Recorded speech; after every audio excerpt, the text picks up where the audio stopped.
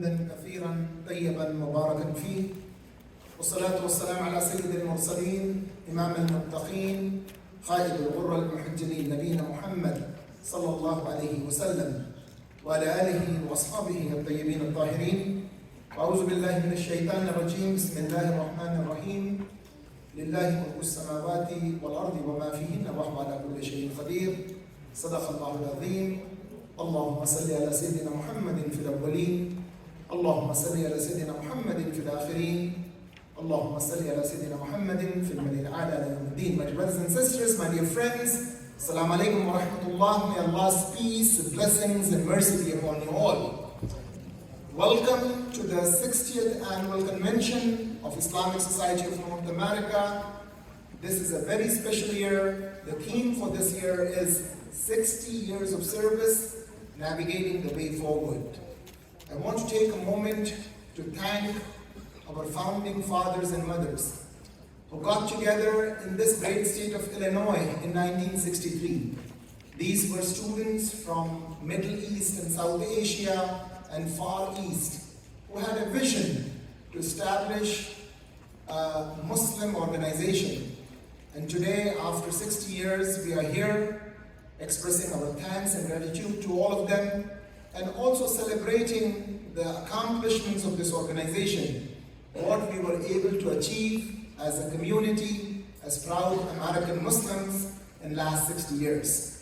So this is a moment for all of us to celebrate what we have accomplished, and this is also an opportunity for all of us to talk about important topics pertaining to the American Muslim community, talk about some of the contemporary challenges that we face as a community, and benefit from the scholars, leaders, activists, people who have expertise in various fields, who will, inshallah, God willing, enlighten us in the coming few days. Now, we will begin the program formally with the Pledge of Allegiance, and I would like to request my very dear friend, Linda Davenport, to come over here and lead us in Pledge of Allegiance. I would request all of you to kindly please rise.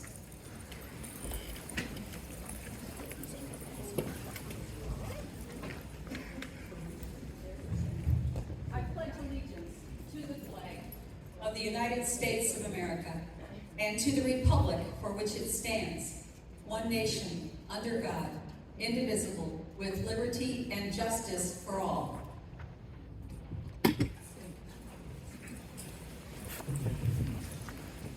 You all can take your seat. My brothers and sisters, I was just reading some historical facts.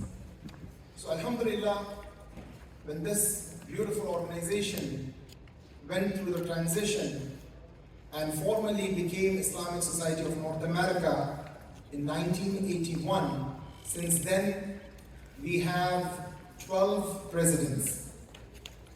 One of them has left this world, that is Dr. Ilyas Bai Yunus, who was the first president of ISNA. We are extremely happy and enlightened to receive the second president of ISNA, Sheikh Qutbi al-Mahdi, who will be with us.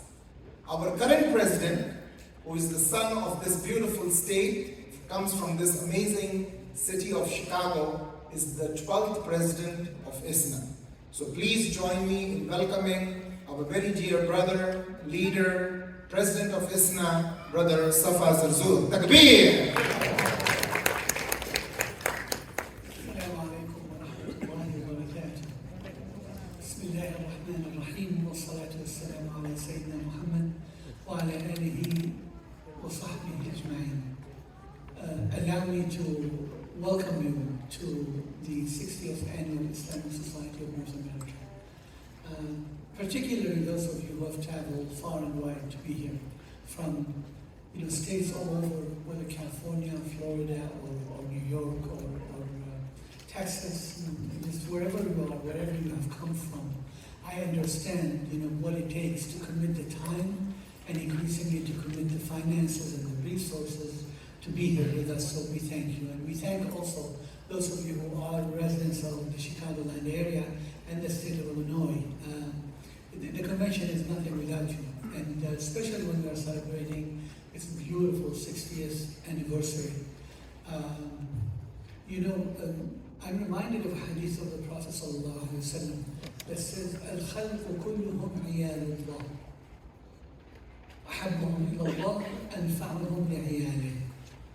The Prophet ﷺ says that all of creation are if you want to take it strictly, it says the children or the family of Allah. If you want to take it figuratively, they are in the care of Allah. And then he says that the best among them, the closest among them to Allah, to God, are the ones who are most beneficial to the rest of the family, if you will. And so, honestly, when I have to sum up ISNA, and I spoke extensively at Khutbah al-Jum'ah about ISNA, its roots, the spirit that embodied the organization from day one and continues, it would be this hadith. It would be the spirit of doing good to benefit people around you, to do good, to build bridges, bring people together, do good for goodness sake, for Allah's sake. And this is what this organization started with, and this is what it continues. The program that it focuses on may change, the priorities of the organization may change, but at the end of the day, it is focusing on the fact that if you want to really show your faith, if you want to really show yourself to be a good Muslim, be of benefit, be a bridge of good for those who are around you. And this is what this event, those 3 days are about.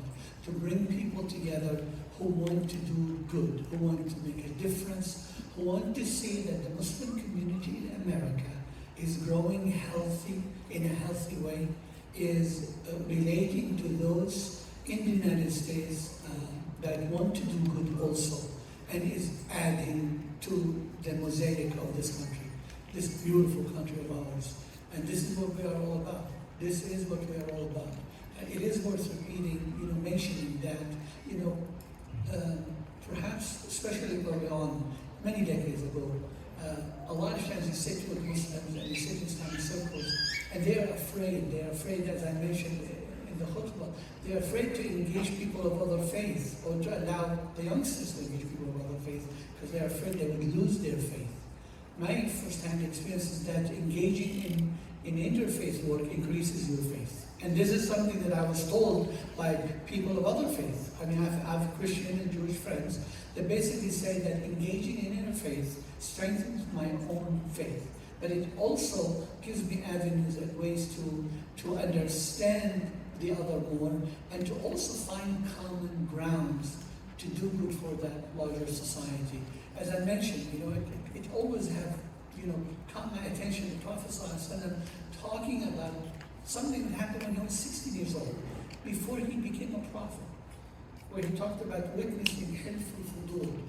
He said, when I was 16, I witnessed hilful fudul with my uncles. And hilful fudul was a coalition of people in Arabia that basically their humanity kind of made them feel bad for those individuals in Arabia that had nobody to defend them.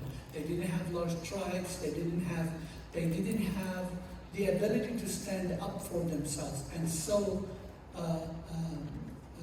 these people, the group that got together, they said, we are going to be basically the tribeless. So if you are to attack somebody because they don't have support, we are their support. And they put people on notice for that. The Prophet ﷺ said that I witnessed the formation of that coalition when I was 16.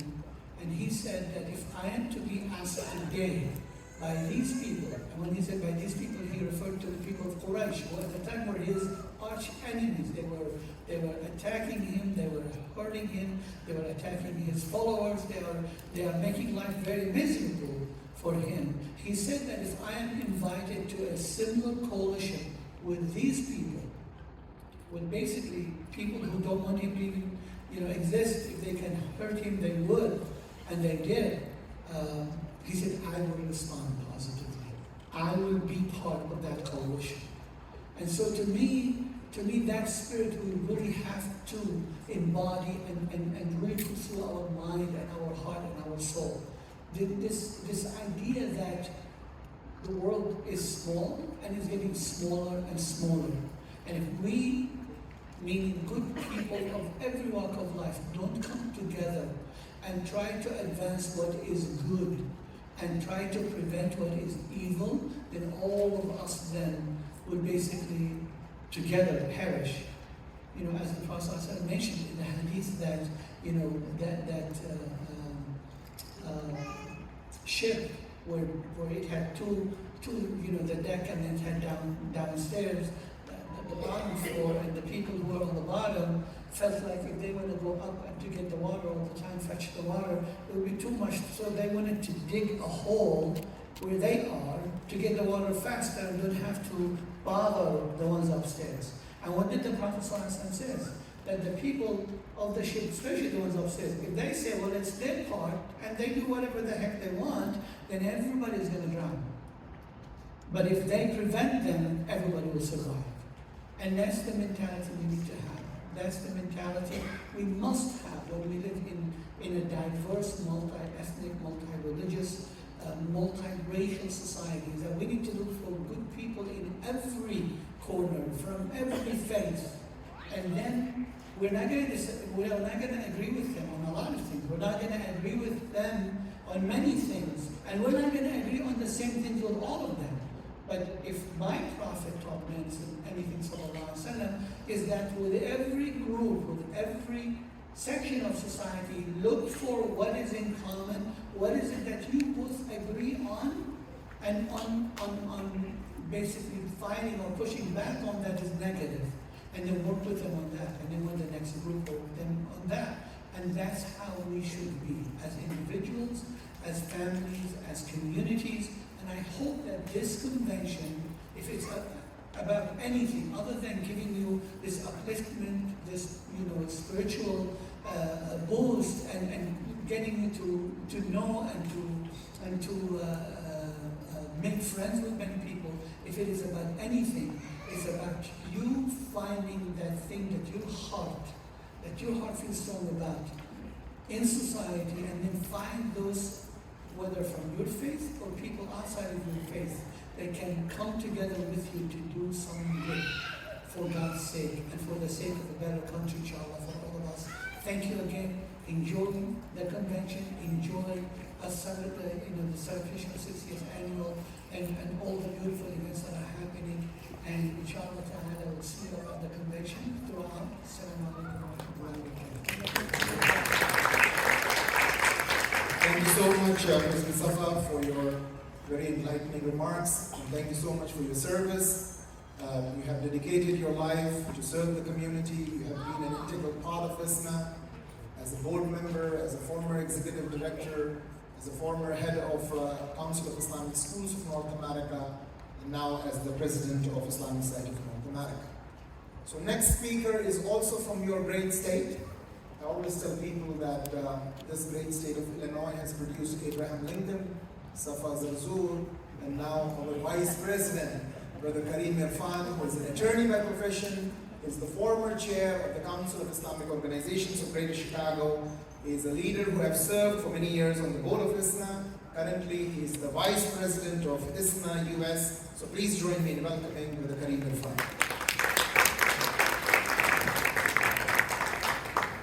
Assalamu alaikum wa rahmatullahi wa barakatuh.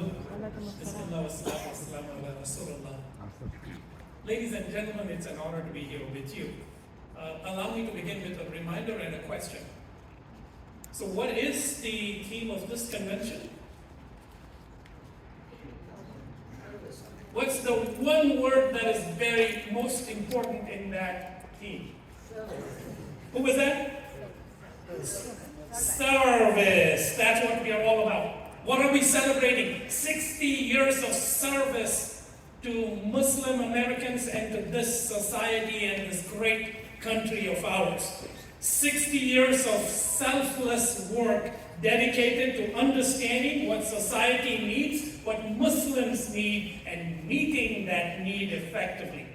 That's what we are celebrating. My dear Treasurer, past President, Brother Russell reminded you of the chain of leaders that ISNA has been blessed with. Let me remind ourselves of the prophetic tradition that the leader of a people is a servant to them.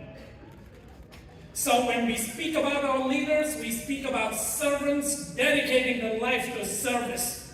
That's what ISNA stands for. And now, as we come from this great tradition of leaders, our job is to make sure there is an effective transition down to the next generation of leaders who are going to be phenomenally more important and effective than us. My respected friend and elder, our gold star parent here, Dr. Pizzer, I had the privilege of introducing him to my son just half an hour ago, and he got up from his lunch.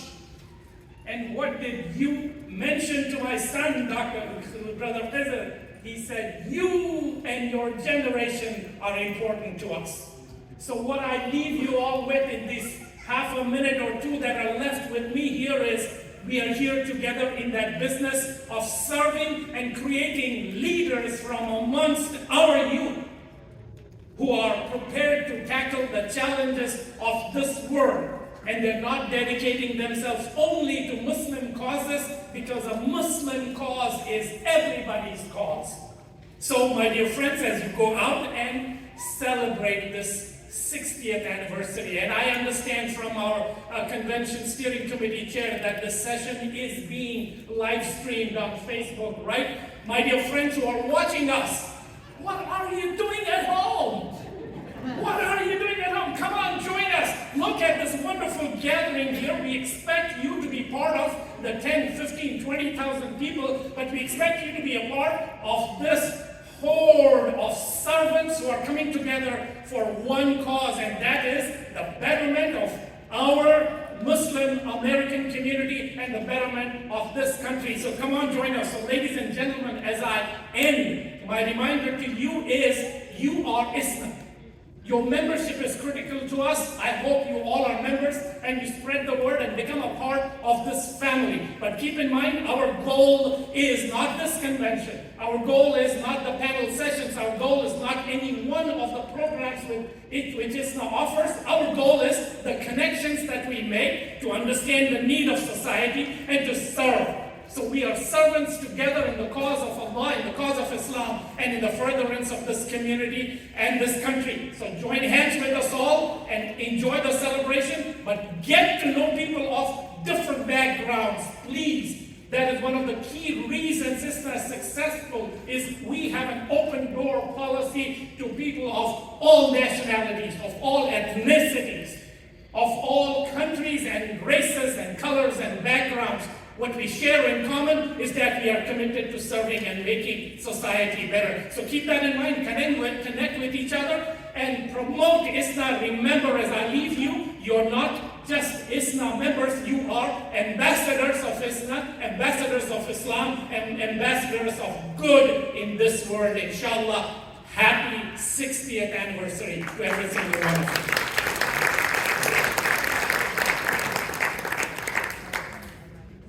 Thank you so much, Brother Kareem. And of course, I want to join my dear brother, Brother Kareem, in recognizing my very beloved brother, Brother Khizar Khan, who is a Gold Star father and a Presidential Medal of Honor recipient from President Biden. So please join me in welcoming our Brother Khizar Khan to the convention. You will be hearing from him during the convention. You will, inshallah, be enlightened and inspired by his message. So let's all give him a round of applause.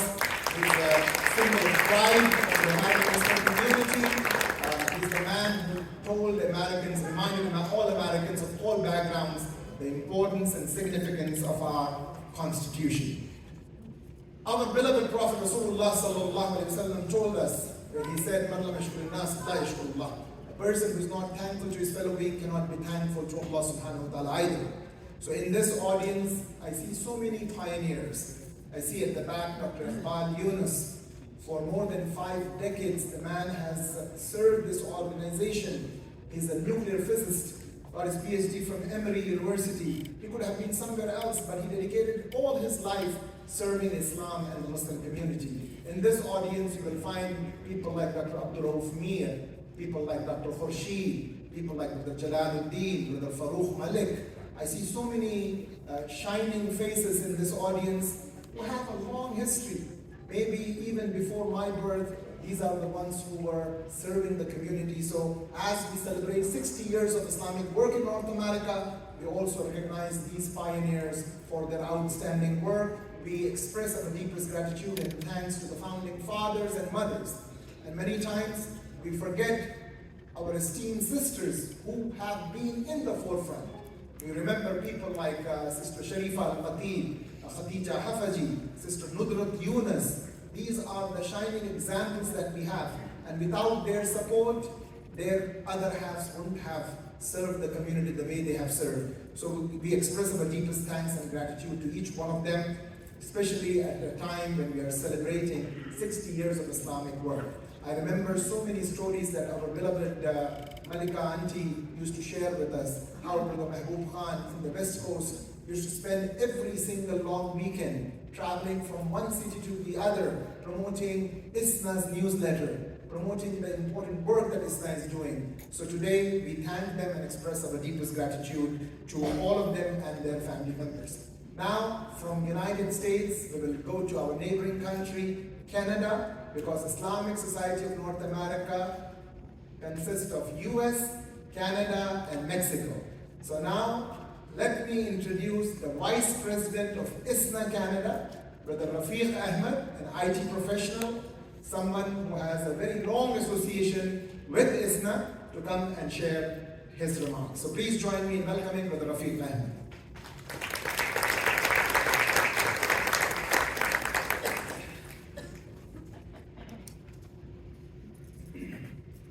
Bismillahirrahmanirrahim.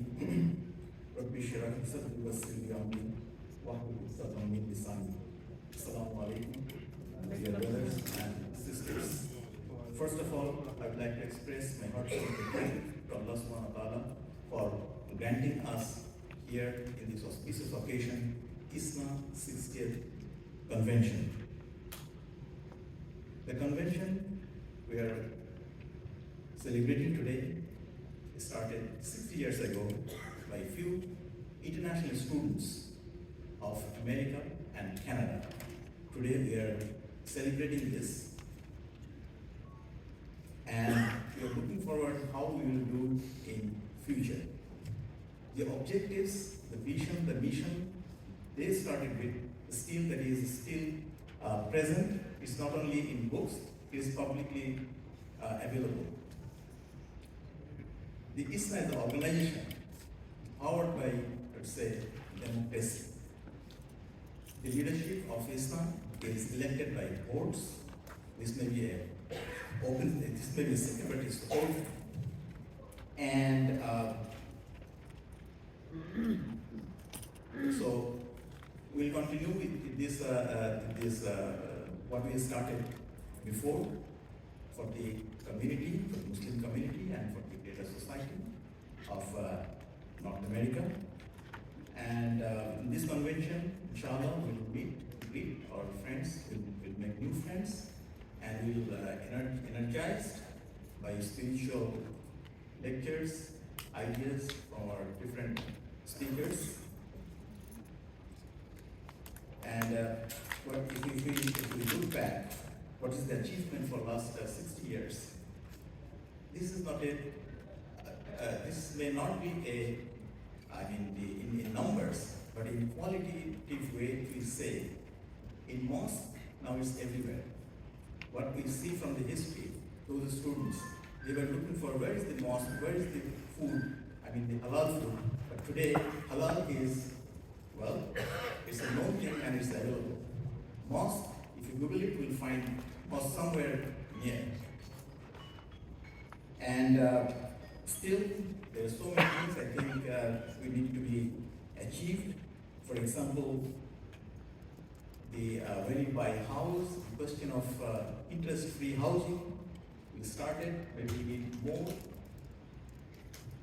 for living for living Islamic way. So maybe in future we'll see Islamic Bank in North America, maybe. It is my dream. And also I'm dreaming to see the 100th ISNA Convention in 2063. I don't know if I'll be there or not.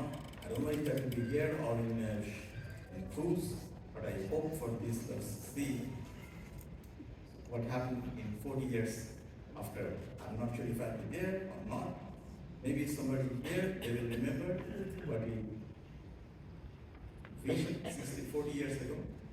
And with that, I want to welcome everybody here to this convention. Enjoy. And we'll go back home with happiness and with memories. Allah Hafiz. This was Brother Rafiq Ahmed all the way from Canada. In last 90 days, we visited more than 53 communities to promote this year's annual convention. And mashallah, we were so thrilled, so blessed to meet and interact with people who shared with us many stories, shared with us different types of experiences. And one story that I definitely would like to share with you is from someone who told us a few years back. This was Brother Abdul Mateen Chida. He came to America, to Minnesota in 1965. And he said at that time, these young students used to run a campaign where they used to collect $10 per month per family. So just imagine the difficulty that these people had. There was no internet, there were no cell phones, there was no texting. There were Muslims who were scattered in different parts of the country. And they used to write letters and they used to mail letters and they used to collect $10 per month per family. There were many families who used to wholeheartedly support them and they used to encourage them. But there were some who were very, very skeptical, and they would make fun of them and they would mock them. They would ask them, what are you going to do with this $10 a month campaign? But these young students never got discouraged. And they continued with their campaign and they used to say, inshallah, one day we will build a mosque. And those individuals who were critical of these young students, they used to say, who's going to come and pray on a working day? It's a Friday. It's a busy time. We live in a fast-paced world. They said this at a time when there was no Instagram, no Twitter, no Facebook, no social media, no Google, and they said we live in a fast-paced world. Just fast forward that by 55 years or 58 years. In December of 2022, Dr. Ehsan Baghi released this mosque report. This is the man who traveled to every single state, all the 50 states in the country, and came up with this very comprehensive data, which tells us that as of December 2022, in America today, we have 2,769 Islamic centers. Takbir! This is the story of the progress that the American Muslim community made. They not only built masajids, but they built Islamic schools. They were able to build organizations that would collect money and provide relief, provide charity, support our inner cities, support our own members of the community who is in our backyard. And of course, they would support international causes, individuals and nations that suffer from man-made and natural disasters. So this is the beautiful story that we should share, and throughout this trip in the last 90 days, this story has been repeatedly shared with different communities. This is our history, this is our legacy that we all need to know. Having said that, now I want to welcome a very dear brother, a very dear friend, someone who has been supporting the conventions for many years. As you all know, even though we are celebrating our 60 years of Islamic work, but this great city, Chicago, has given us some of the most memorable, some of the most beautiful, some of the most successful conventions. So we are immensely indebted to the community over here for their support to Islamic Society of North America. And this year's steering committee chair is our very dear brother, Brother Mir Khan, who also happens to be on the, a board member of ISNA. So please join me in welcoming my very dear friend, My very dear brother, Brother Mir Khan. Takbir.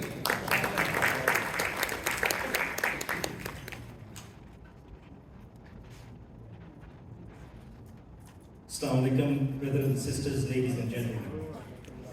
Rabbi Shrah li sadri wa yassir li amri.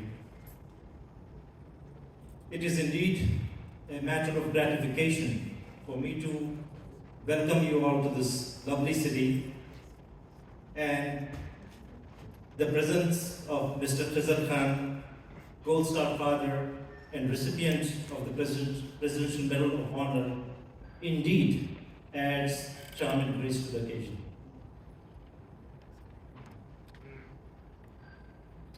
You know, to manage a convention of this size, this monumental size, is not an easy task. But I'm so happy and thrilled that I have an extraordinary team which has done an exemplary job. I have about 16 chairs who are managing different operations of this convention. And this comprises of about roughly 250 volunteers. These volunteers possibly are your children or your grandchildren, and you know they have been relentlessly working over the last 4 months to execute this convention. So I'm very thankful to them.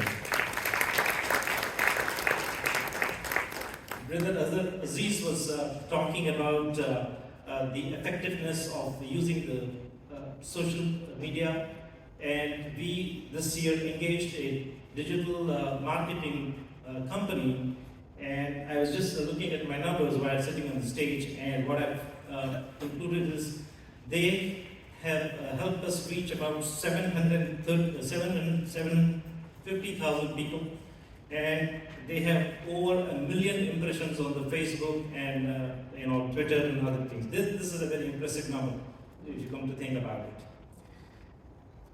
And Sheikh Yasir Qadi, who's going to be one of the keynote speakers, was in a program a couple of weeks ago, and he made a very important point, and of course he said very wonderful things, and one thing that really caught my attention was that in 1962, when his father came to the US and settled in Houston, when he went to the Eid prayer, there were only 3 people. One of them was his father and 2 other people, all 3 of them were MSA folks at the university. Of course, he went to Saudi Arabia for his education and learning, and then he came back to Houston a few years ago. He was asked to lead a prayer in a stadium or somewhere, and he said there were 30,000 people in that congregation. Now, what he said is, see, from 1962 to the year 2017, 18, whenever he led the prayer, the number went from 3 to 30,000. And what he said is, the work the Muslim community is doing currently now will have an impact, not only in the next generation, the generation after that, but it will have an effect for the next 300 years. So it is imperative, I think, that our young children, our community continue to actively engage politically, socially, economically, educationally, so on and so forth. So I think this is the message I think we should propagate down to our family members and friends. Lastly, I just want to make an announcement. This is, of course, quite remarkable that the organization has attained 60 years of service. So, in celebrating this moment, we are going to have a huge cake that we want to cut on Sunday after 5:30 p.m. in the main lobby. So, if you're free, please come by and enjoy the festivities. Last thing I want to mention is, the convention does attract people, and you see people, particularly here, coming from different states, so on and so forth. I was just looking at the audience, and I'm so thrilled to see a friend of mine from kindergarten, Jamil Ahmed, and his wife Farah, are here from Virginia to attend this convention. So this is how the convention connects people. So welcome to the convention, Jamil, and again to all of you. And thanks for coming to the convention, and enjoy the convention. Thank you so much.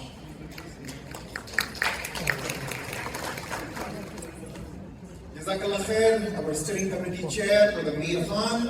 Allah subhanahu wa ta'ala in Surah Al-Ma'idah reminds us where He says, وَتَعَاوَنُوا عَلَى الْبِرِّ وَالتَّقْوَى وَلَتَعَاوَنُوا عَلَى الْإِثْمِ وَالْعُدْوَانِ وَاتَّقُوا اللَّهَ إِنَّ اللَّهَ شَدِيدُ الْعِقَابِ. Help one another in righteousness and piety. Do not help one another in sin and transgression. And fear Allah. Indeed, Allah is severe in punishment. On one side, Allah subhanahu wa ta'ala is Ghafur Rahim, the most kind, the most gracious, the most compassionate, the most merciful. On the other side is severe in punishment, and we have to be always mindful of this. As we continue with the program, you heard this story that I shared with you that was shared by late Brother Abdul Mateen Cheetah. And I want to mention that Muslim Student Association has always and will always be an integral part of ISNA family. They are inseparable. We are extremely proud of the important work that the Muslim Student Association does at the campuses. They are our representatives, they are the ambassadors, they are individuals who do the good work, and we are extremely proud of their important work. This year again, more than 24 chapters have participated in this year's convention. They have a completely different track. You can watch their track on the program, follow it, and attend their sessions. And we are immensely grateful to the support that they bring to us. So without any further ado, I want to invite the representative of the Muslim Student Association. We are very pleased to have with us Brother Ziyad Dadaboy, co-founder and director of Midwest Muslim Student Association. Takbir!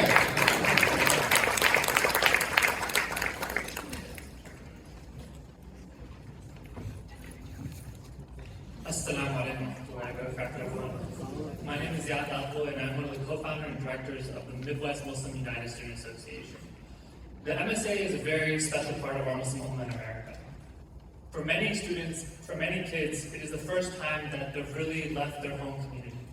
Many kids stay, they grow up with their parents, they grow up with their local masjid, and then they go for college. Some stay local, some move across states. Myself, I moved states just to go to college. And so the MSA becomes a very special place for many Muslim students. It becomes a home, a second home for them. It becomes a place where they can connect with other Muslim students. And in our increasing, difficult times in America, it becomes a battlefield at times. Right? It is reported that the Prophet Muhammad said that there will come a time of patience when practicing your religion will be like holding a hot coal. Many people say that now is that time. Where in America we're besieged by both the right and left, wanting from us things that we don't agree on. And the MSA is at the forefront of this. Colleges are increasingly a hostile environment for many Muslim students. We hear about the difficulties they have dealing with administrations, dealing with other students, dealing with all the stress of college life, the stress of growing up, being away from parents, being away from the family, and then for many also being away from the Muslim community. And the MSA is kind of a safe space for them, a place where they can go, they can meet with other Muslim students, and they can learn and they can hold strong onto their faith. And so that's something that many people ask me why I still volunteer and help organizations that specifically look at the MSAs, specifically the college MSAs. And I say because it is a very transformational time for many kids. Myself included, it was one of the times where I met more and more different perspectives about Islam. I met so many more people, so many more different types of Muslims, and I learned so much about my religion. And it became a time that I became more religious. Because of the MSA, the beneficial programs they had, the things that they connected brothers with each other, they connected with sisters with each other, and they made it easier to hold on to the religion on a campus that sometimes it wasn't as easy. Where we were exposed to new things and things that we had to question, like what is our response as Muslims? And so the MSA becomes that integral part of our community. And so we must support them as much as possible. And so when I was asked, last year we started our partnership with ISNA, so the Midwest Muslim United Student Association and ISNA, to really do an MSA track. And this year, I returned, I was like, we need to do this again because last year, alhamdulillah, was such an amazing opportunity. And this year, alhamdulillah, we have 6 amazing sessions. We have Dr. Yasser Ghali speaking about the Navigating Differences letter. We have Sheikh Abdul Nasser Janda talking about community versus culture. And we have many more sessions. And the focus of these sessions are how do we make the MSA leaders stronger? How do we make them strong MSA students who can go back to their campuses and they can teach each other and they can work with the administration better and they can work with the other students better to make the MSA strong and to make it a safe place for Muslims in America on campus. And so that is our goal. Because as I said right now, it is not easy to be Muslim right now in America. Alhamdulillah, we have a very large community now. It's definitely much easier than it was when we first got here, when there was barely much of around. I won't deny that. Alhamdulillah, we have it much easier when there's masjids on every corner. But at the same time, it becomes harder because of the pressures from society around us. So our Muslim students are struggling on college campuses, and alhamdulillah, MSAs are having to do more and more for them. And so the more we can support them, the more, it's just more beneficial for all of us. So inshallah, if you can send all of your students, if you're in high school, if you're in college, please come to the MSA sessions. If you work with youth, if you're a youth director, if you work with them at your masjid, or if you're a parent in general, please come to the MSA sessions. We have amazing talks that will really help empower them to become better Muslim students on campus and make the MSA stronger. Jazakallah khair.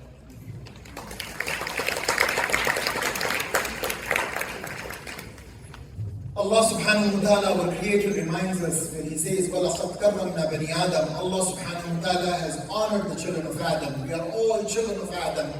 And with this honor comes a very important responsibility. Immediately after September 11th, Islamic Society of North America was able to establish this multi-faith body called as Shoulder to Shoulder that brings in more than 35 faith-based religious groups coming together, standing up with American Muslims, upholding American values. We truly applaud the support, the friendship, the partnership that we get from our friends from the other faiths. And today, we have a very special guest. Her name is Linda Davenport, who is the Justice on Illinois Appellate Code. She has been a lawyer for 45 years. She is a judge for the past 17 years, a long-time Muslim community friend, and she is someone who would like to share with you, as a legal expert, the importance and significance of the Medina Charter, what it means when we mention the name of Marrakesh Declaration, when we talk about religious minorities' right in Muslim majority countries, what the Prophet of Allah sallallahu alaihi wasallam more than 1400 years back gave us as a Medina Charter. Someone who comes from another faith feels extremely inspired when she reads and when she hears this important Medina Charter. So she would like to share with all of you her feelings and her reflection. So I would request her to come and share a few words with us.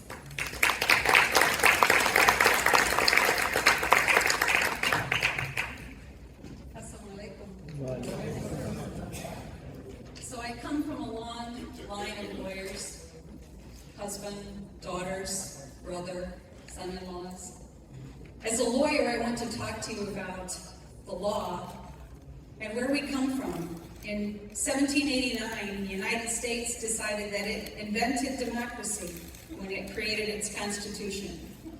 We did not.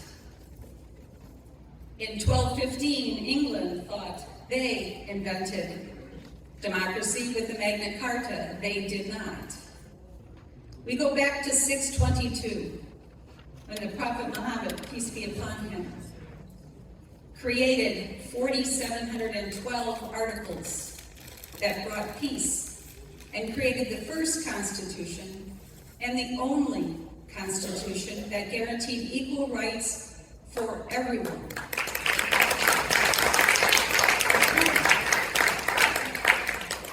Also, equal responsibilities for everyone, which is what we talk about with service. It is not one without the other. Equal rights, equal responsibilities. And as an American citizen whose family came here in 1619 when he was a crook and was thrown out of London and sent here to be a servant before he could get his freedom, I feel like as a country we cannot go forward until we realize that we all have the same equal rights and the same equal responsibilities. And for that I say, Inshallah. Thank you.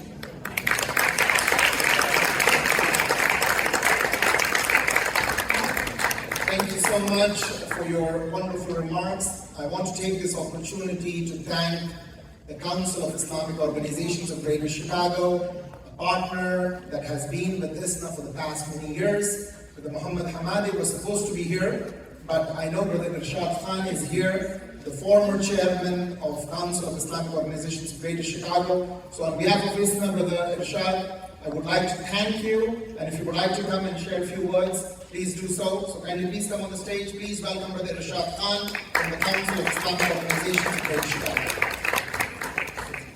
Assalamu alaikum everyone. Welcome to Chicago. Chicago is a place, Chicago is a community, Chicago is a welcoming community. As you heard, a lot of people here on the board and people who started, the founders are from the Chicago. So we are all blessed to be part of this amazing community here in Chicago, and it's my honor on behalf of the Council of Islamic Organization of Greater Chicago to welcome you all to the ISNA 60th Service Way Forward, Navigating the Way Forward Convention. ISNA and Council actually draw a lot of parallelism that I see. What ISNA does at the national level, where they move the country forward, especially representing our Muslim community in the civic engagement, interfaith dialogue, educational program. Council does that at the state level. Council is the largest Muslim organization in the state and been representing Muslim community for the past 31 years. And inshallah, we're going to continue to represent this community for many more years to come, as ISNA is going to be leading nationally our Muslim community forward. So I want to congratulate ISNA for the 60 years of service, and I also want to thank the past leadership and the current leadership for the amazing work that they have done, especially when they talk about the youth development, especially when they talk about the interfaith dialogue, especially when they talk about civically and politically engaging and continue to do so. And that is so important for us as a community to be part of those, so we can educate and we can make awareness and make sure that we are part of the society that we all live in and we love it. And one last thing that I want to leave you with, that I'm so happy to share with you all, that Illinois now do have two representatives, Muslim representatives from the state of Illinois. Brother Abdul Nasser Rashid and Nabila Sayed are the two representatives that are representing us in the state of Illinois. This is a milestone for us to start engaging in the political, and inshallah we're going to continue to do so in many more years to come. So thank you. Enjoy this beautiful weekend with your family, friends, networking, learning, and inshallah when you go back to your communities, please remember all those things that you have learned so you can become who you are representing in your community. So thank you and have a good weekend. Assalamu alaikum. Thank you so much, Brother Irshad. Alhamdulillah, time-wise we are doing very well. Now we have two very special guests. And I want to appeal to each one of you to please lend your ears and please give your utmost attention and listen to them.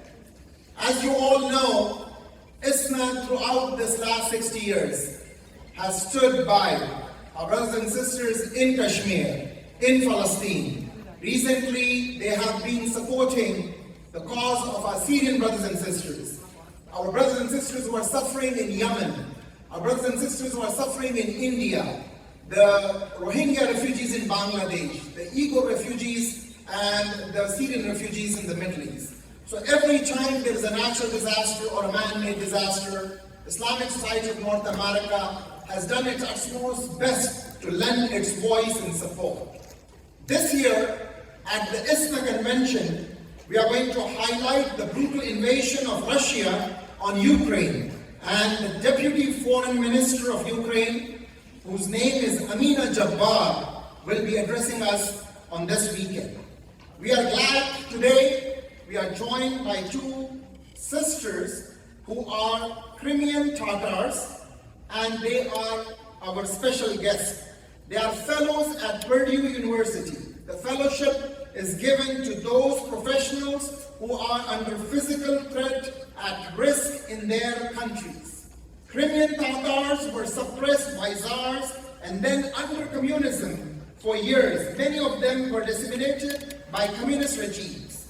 And today, we have two very brave sisters who are going to come on stage and share with you the experience and the challenges that they have been going through. They are human rights activists. They run their YouTube channel. They worked as journalists in Ukraine. So please join me in welcoming our dear sisters, Sister Zaira and Sister Zarima Mustafa Iwa.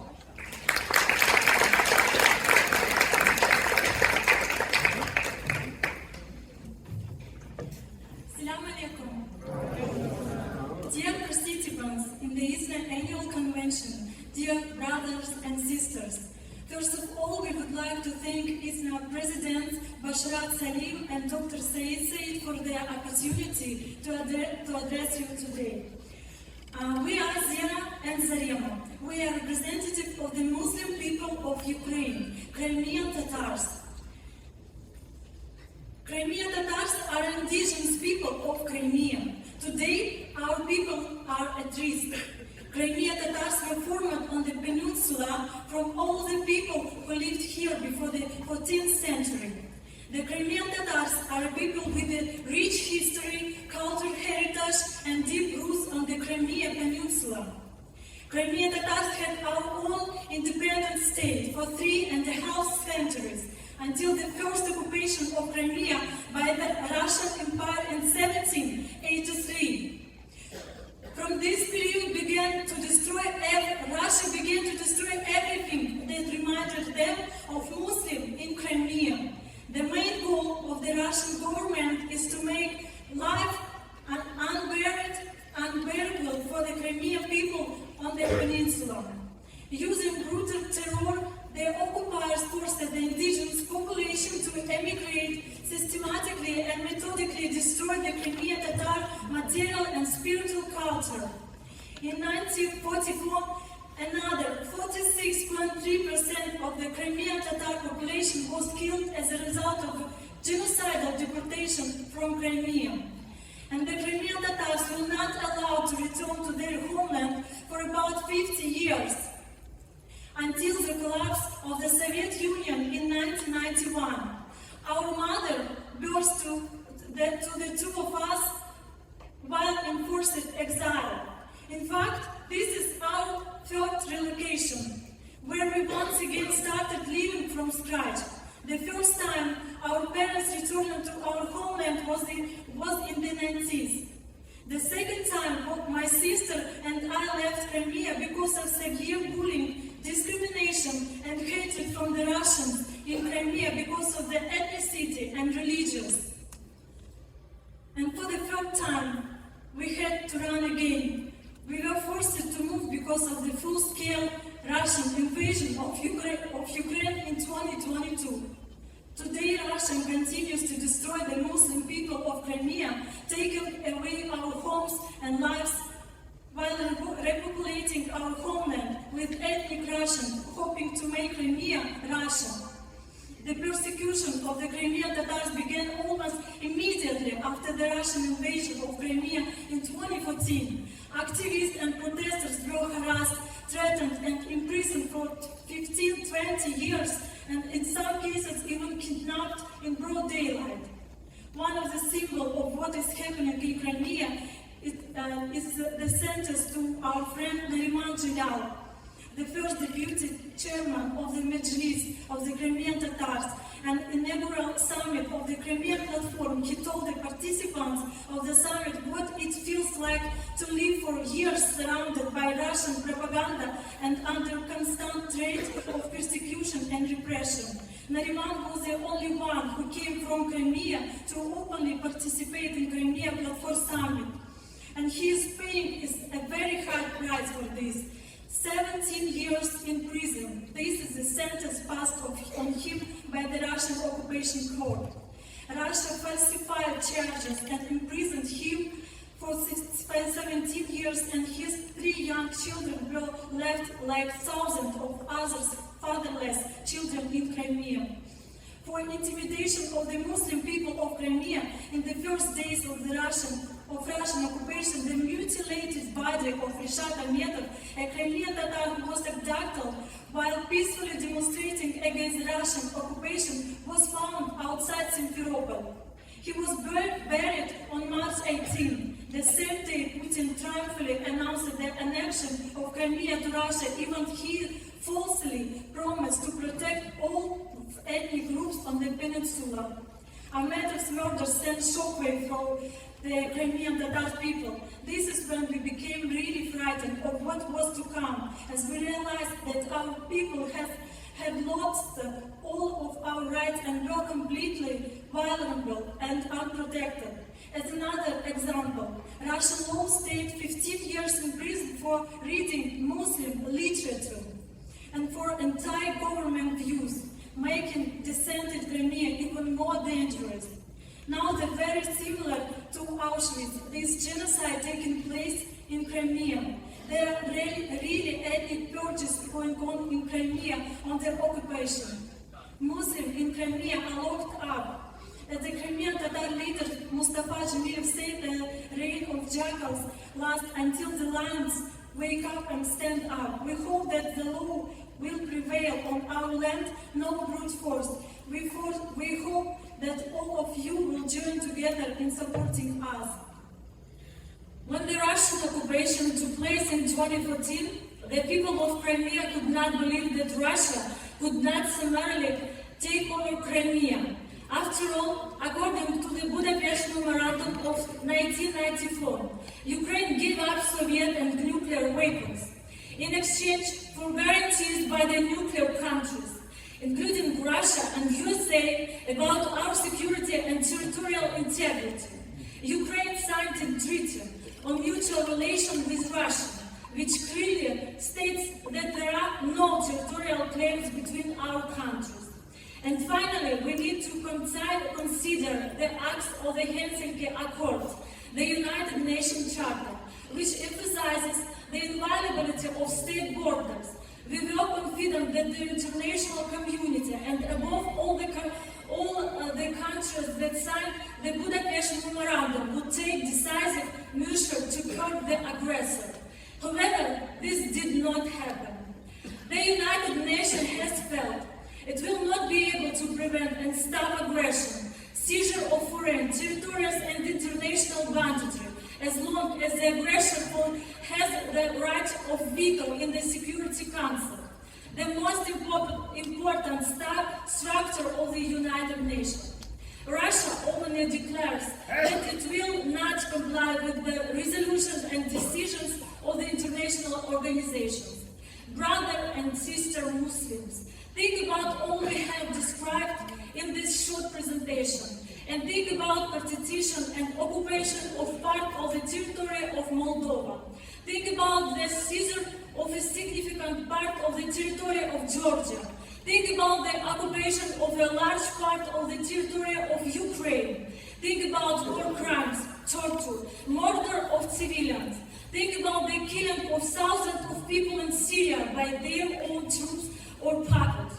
Today, our people feel like one against the whole world, because there are 300,000 of us in Crimea and 146 million Russians. We need your support. It is important for us to feel and see that we are not alone against Russia's terrorist state. Now that we have given you all these things to think about, it is time to act, to do something, and here are some significant recommendations. ISNA can make a major difference by forcefully raising the issue of the brutalization of the Crimean Tatar Muslims by the Russian occupiers of Crimea, and openly call upon the Biden administration not to accede to pressure to offer Russia a peace deal in which it would be allowed to retain sovereignty over Crimea. ISNA should also demand that Saudi Arabia, Pakistan, Indonesia, Egypt, and many other Muslim nations nations take a strong stand against Russia's occupation of Crimea and mistreatment of our small Muslim people. Where is the solidarity of the Muslim world with our oppressed Muslim people? We need to hear and feel your support. As difficult and deeply painful as the present situation is for us, we continue to believe that the majority of humanity is on the side of justice and will ultimately stand in support of Ukraine and the Crimean Tatars. We trust in Allah that our land will ultimately be liberated and our people saved. The question is how many more Crimean Tatars and Ukrainians will be compelled to suffer and die before that victory is ultimately achieved. The time is now. Thank you.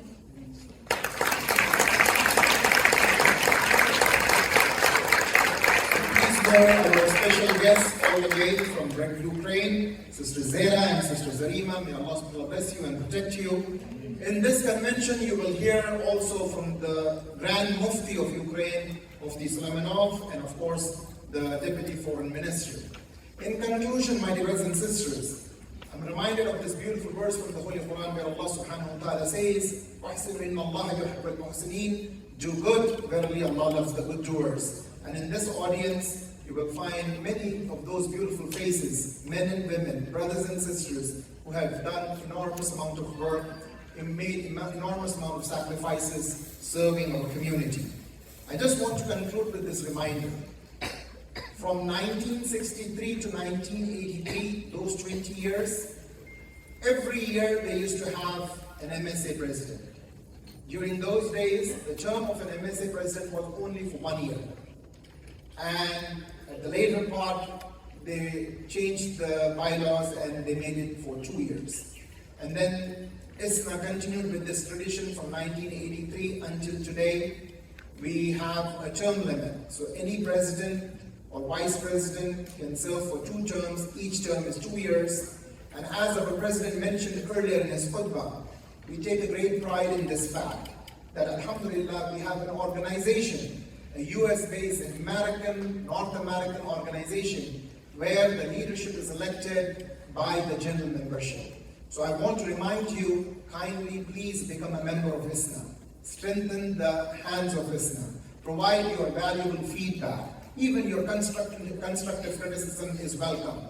But please continue to stay connected with ISNA. From 1963 to 1983, among all the former presidents of MSA, today we have only 4 of them who are alive. May Allah subhanahu wa ta'ala grant all those who have left this world highest place in Jannah. And may Allah subhanahu wa ta'ala grant long life and good health to those who are alive. I see Dr. Iqbal Yunus, Dr. Yaqub Mirza, Brother Usman Ahmad, who is very elderly, and then of course our own very beloved Dr. Saeed Muhammad Saeed. These were individuals who are, mashallah, alive, who served as presidents of MSA. Now from 1983 to 2023, we have 12 presidents. And we lost Dr. Ilyas Bai Yunus, the first president of ISNA. May Allah grant him highest place in Jannah. He's no longer with us. Sheikh Hamad Zaki, who was also from Chicago, is overseas. Inshallah, you will meet many prominent faces. You have our teacher, our scholar, Sheikh Abdullah Idris, who is now in Canada. He's among us. We have Sheikh Noor Muhammad Abdullah now as a resident in Houston, Texas. We have Dr. Saeed in Virginia. We have Dr. Imtiaz Ahmed in Canada. We have Imam Majid, Dr. Madsen, all these wonderful brothers and sisters who serve this organization so honorably. Inshallah, we'll recognize them on Sunday evening. So another high point of the convention will be on Sunday evening, where all these prominent individuals will be awarded and will be recognized. You will also hear from Brother Hisham Al-Talib, who has seen this entire history of 50 to 60 years of Islamic work in North America, will share his reflections with all of you. I want to thank each one of you for joining us at this inaugural session. I want to express our deepest thanks and gratitude on behalf of the board and the staff. Our executive director is somewhere over here trying to take care of many things. So in conclusion, Please follow us on social media. Please subscribe to our e-newsletter. Please become a member of ISNA. Stop by at our ISNA booth, and it will take less than 60 seconds for you to complete the process. But please continue to stay engaged and connected with ISNA. No matter what you do, ISNA is always working for you. Jazakumullahu khairan. Assalamu alaikum wa rahmatullahi wa barakatuhu. Enjoy the rest of the convention, inshallah.